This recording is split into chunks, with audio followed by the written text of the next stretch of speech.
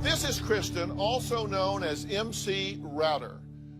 She's an internationally recognized rapper who's notorious for being promiscuous and chugging a case of beer on stage at every performance. This is Abby.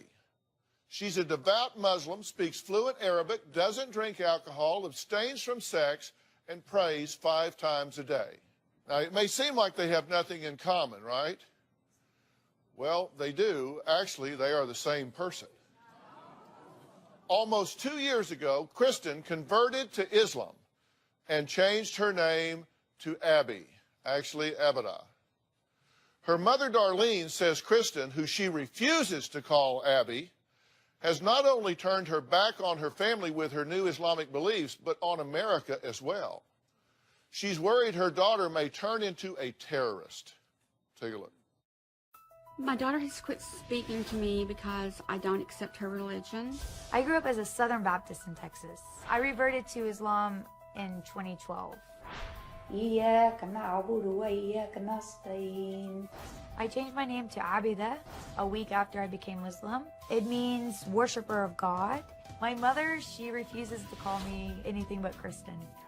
When I see Kristen being Muslim, I think about Al-Qaeda, terrorist bombings, Osama bin Laden. I never hear anything positive about them, ever. My mother is very ignorant. She has like no qualms about being racist. I have gay friends, a lot of gay friends. I know they have some problems sometimes with gay bashing and everything, but you've never heard of a gay man getting another gay man to strap a bomb to his chest and walk in a mall. I'm Muslim and not all Muslims are terrorists. Kristen's been totally brainwashed by these people. She got rid of her clothes. She only wears the scarf, the long dresses. I choose to wear hijab because it promotes modesty and it's pleasing to Allah. She has taken everything American out of her house and replaced it with Saudi Arabia flags. She goes to the stores that sell the food, the kind of rice and bread and everything to eat. That's all she eats basically now. I love the Saudi coffee so much. Well, Abby says becoming Muslim is a much safer choice than her previous profession. Kristen used to be a pretty famous rapper. I got popular enough doing the MC Router stuff that someone made a Wikipedia for me. I got invited to play shows in Holland and Europe. I did a West Coast tour, played Whiskey A Go Go, where the Doors and Guns N' Roses have performed. I'm gonna destroy every part of my PC. I was really proud of her. I would tell her all the time, Kristen, I think this is what you were meant to do. When I was performing as MC Router, I came very close to being an alcoholic. My shtick for my stage performance was that people would bring me beer. My sets would be an hour, and I could knock out 24 beers in a set. People came to see me I would make out with random fans on stage. I would spit beer on people in the front row. I was sleeping with random fans or club owners, and I'm shocked that nothing bad happened to me that could have from that. After I became Muslim, I had to stop drinking. I had to stop having promiscuous sex. I spend my time reading the Quran and praying on a constant basis. MC Router is the complete opposite of who I am today. I believe that her being a rapper is much, much safer than her being a Muslim. No one's going to attack her or coerce her to do something she doesn't want to do because she's rapping and having a rapper's lifestyle. Now, Darlene hasn't seen her daughter in over a year, so she's coming out now. Good to meet you. Good to meet you. Right here. Sorry. Wow, that is so interesting. You haven't seen your daughter in a year, and I actually stepped way out to greet you so I could get out of the way so you could see your daughter for the first time in a year, and you haven't looked at her yet. I can't. You haven't seen her a year. This is your child, and she's right in front of you. She doesn't look like my daughter. Really? I mean, it hurts me to see her like this because she looks nothing like my daughter. She's changed a lot. How do you feel? Did you find that odd? Yeah, it's really strange. That you haven't seen her in a year and she comes out and won't look at you till I make her? I'm the same person inside. It's just I've changed things in my life for the better. So she should be happy. I think any parent would be happy if their kid went from drinking and partying and sleeping around to being a more mature, not drinking, healthier person. What is it that she's doing now that you object to? She's changed her whole life. She does not see any of her old friends that are, I will say, American. She only hangs out with the Arab community. And you're saying you don't want to be around those people because you're afraid that there's going to be some type of terrorist activity. Well, I think unintentionally. With her only hanging around with them, and they give her a lot of attention. They buy her expensive gifts. It's like they're just like bringing her more and more in. You think they're grooming her into a cult? Exactly. That's exactly what I believe. That's what you think. She's being groomed. Yes, especially with the skills that she has about the computers. She's a very good shooter, guns. She speaks 3 languages. And you say she drives around with an I Heart Saudi Arabia sticker on her car, and you're afraid somebody's going to like shoot her or Absolutely. run off the road. All right, well, here's what she says. She says that you have turned your back on America. You've taken down the American flags, now only Saudi Arabia flags. She says that you say Islam is 110% conviction where you need to be in your beliefs, and she's concerned you've gone too far. What do you say to her about her fears? She thinks you're going to become a terrorist. I mean, are you? No. Are you looking to be a terrorist? No, I mean, I understand what kind of information she gets about Islam based on the media and movies and TV shows and things like that. But that's the problem. She won't take time to look at what is really Islam and how peaceful the religion is. You think somebody's going to hurt her, or you think she's going to get swept up in some movement and do something terrible? Exactly. That's what I believe is is it going one to or happen. both? It's both. Really. So you really equate Muslims with terrorists? Well, I do, and I'm not a stupid person. I mean, when I look things up on the internet, I'm not looking for the bad things I do. I'm just looking at general things, you know. And there's more bad things that I see than there are good things that I see. I think it's a cult. I think they bring people into it because she's been given so much attention from these people. After I finish school in a year, inshallah, I plan to move to Saudi Arabia. The Saudi government requires a lot of medical exams, a lot of legal paperwork, and I've done all of that. I already have all my ducks in a row for any time that I want to go over there. I don't plan or see myself coming back to the States. That was Abby, who says she cannot wait to finish school so she can move to Saudi Arabia and never look back. Now, her mother, Darlene, says she is terrified her daughter may be brainwashed by her new friends, and that she prays this new religion is just another one of her many, many phases. Take a look. Full throttle. She got into being goth, and then she went into the military.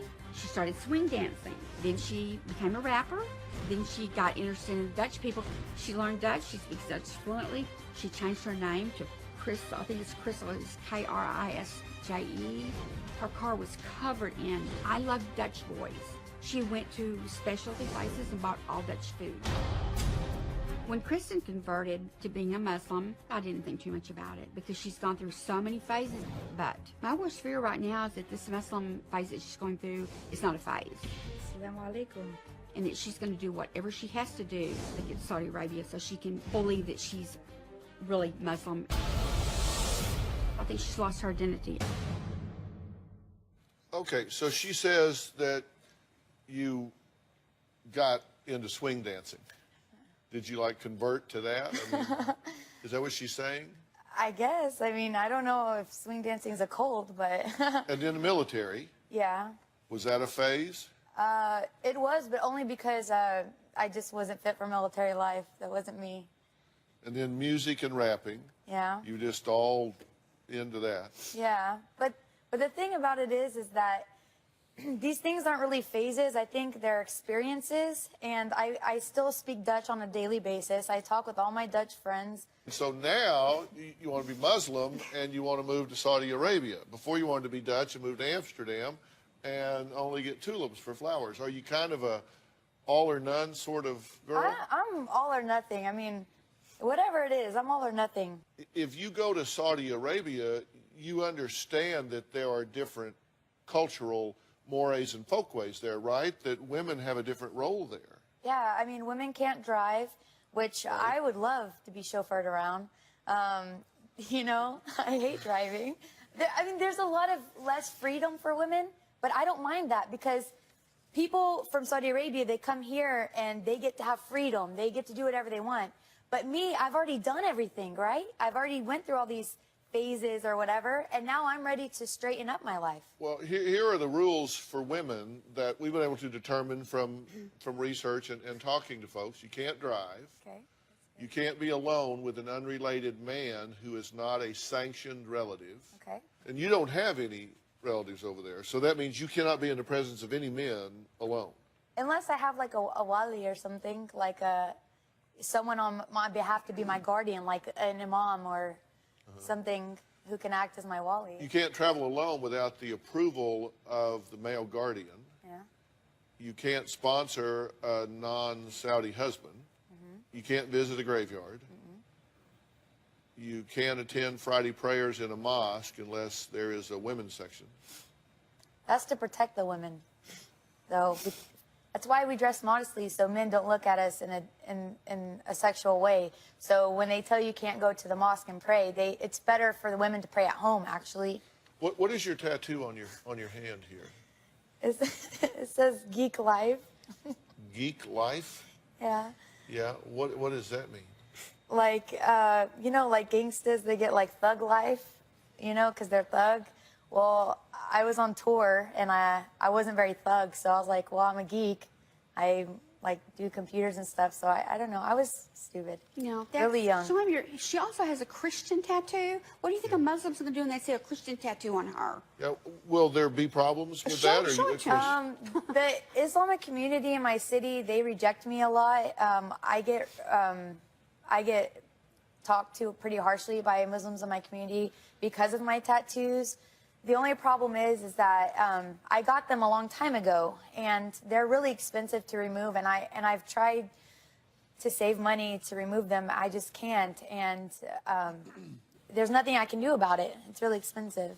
All right, well, we're going to take a break. Is this a legitimate, heartfelt, spiritual conversion, or is Abby rebelling against her family? Should Darlene learn to accept her daughter's new faith?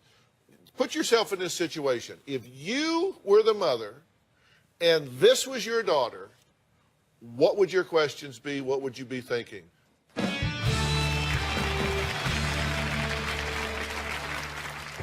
My mother takes my life event, my new religion, like I'm punishing her.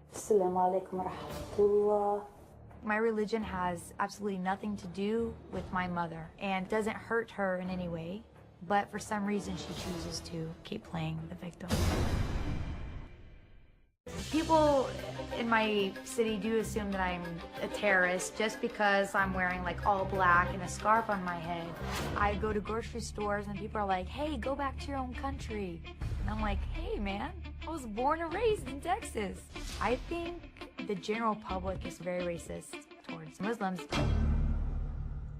Well, Abby says since converting from Southern Baptist to Islam, she's experienced racial profiling. Her mother, Darlene, says that's what she gets for wearing her religious garments in public. Her mother also says she is the perfect recruit for any terrorist organization. She says her daughter's smart, fluent in 4 languages, a sharpshooter with the military training, and easily manipulated. Has anyone tried to influence you in some way to be disruptive to the American way of life or capitalism or? No, I've never even had a conversation about any sort of politics or anything with any of my Muslim or Middle Eastern friends. How do you feel about America? Well, It's a good place. The education here is really good. I really don't like America that much. I mean, I appreciate the freedoms here and stuff, but it's not my cup of tea. Yeah, what about it bothers you?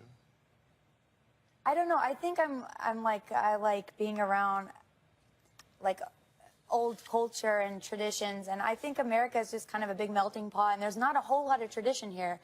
There's not a whole lot of culture. I mean, when I was over in Holland, you see old buildings that have been there since God knows when, and the people have like coffee breaks at 10 a.m. every day, and everything is just like very traditional. And I don't know, I'm just bored here, I guess. I mean, who knows? I'm not closed-minded. I could move somewhere and then miss America. I mean, I don't know. I have to experience that.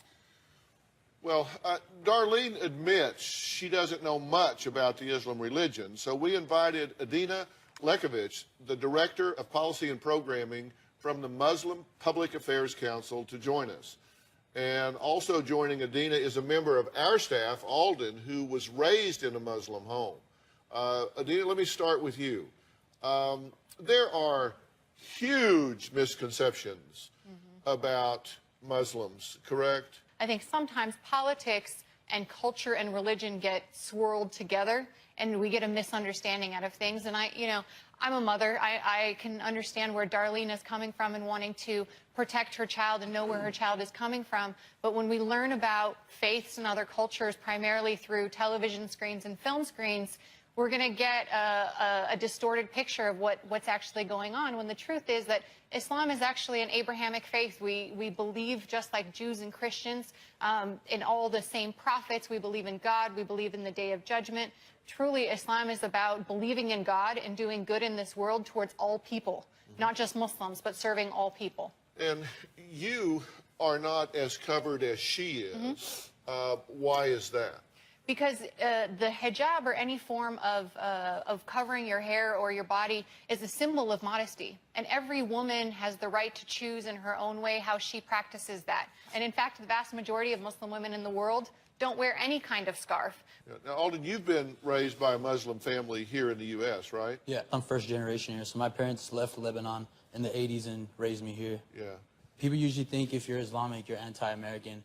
But there's so many Muslim Americans here, and we've assimilated into the culture. Like she said, not everyone would wear the headscarf, and my mother doesn't. No one in my family does. And if anything, the moral values they've taught me is that of empathy, that of understanding, and that of just seriously just putting others before you, and kind of not underestimating another person's battle. And that's kind of like the underlying statement there. It's not so much of like aggressiveness or what everyone else tries to, slide it into. All right, just to be clear, people that would equate Muslim and Islam with terrorism would be making a huge mistake and focusing on a mini fraction of that population. True? Certainly. Again, the vast majority of Muslims, 99.9% of Muslims are on the good and straight path, who are concerned about getting their kids to school on time. There are fringe elements in any group who cast a bad shadow on the rest of them. And we have, as a Muslim, I'm against extremists like anybody else, and that goes against my faith. And that's what the vast majority of Muslims are all about. Are you moving to Saudi Arabia? I plan to. I've sent in some applications to some universities over there. Look, you understand she's an adult, right? Yes. So you can't dictate what she does. Absolutely. You can only influence what she does. Have a dialogue with your daughter. She won't. Yes, she will. When I try to talk to her, I want to learn about, she doesn't want. That's not true. It is true. That's why we're not talking. But see, 80% of all questions are statements in disguise. And an awful lot of your questions are disguised statements, accusations, allegations, and indictments of her thoughts and decisions. And you need to realize that's not working for you. She's making a decision you don't like, so you've cut off communications with her. Don't do that. Not necessarily true. She's also cut. It doesn't matter who. Yeah, okay, both of us. let's blame her. No, not. Okay, no. let's do that. Let's No, say both she's of us. 100% responsible for it. Okay. Fix it. Okay, I see what you're saying. Open this line of communication. Okay? You'll do that? Yes. Right? Yes. Okay.